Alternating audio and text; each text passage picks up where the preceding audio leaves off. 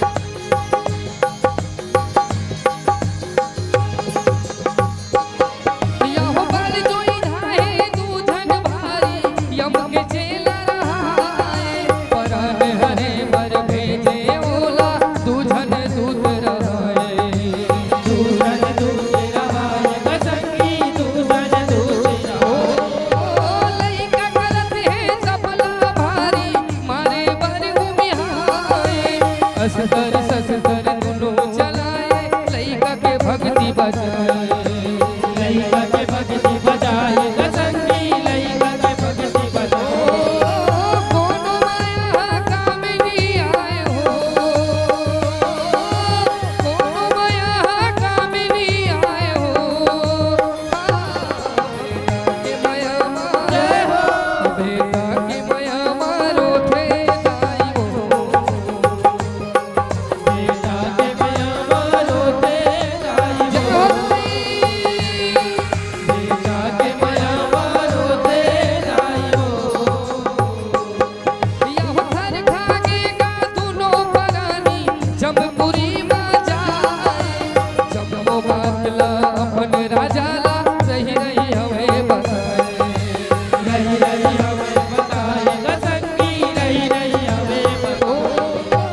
कामिनिया गए लइका बर बिटिया घलो न जाए तब खिसिया के जावे राजा मृत्युपुरी में आए तिरुपुरी माँ गसंगी तिरुपुरी माँ जम्मू शक्ति अपन लगाए हो जम्मू शक्ति अपन लगाए हो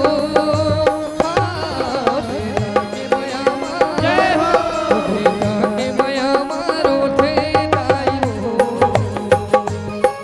बेटा के भैया मारो ते जाई जय हो बेटा के भैया मारो ते जाई हो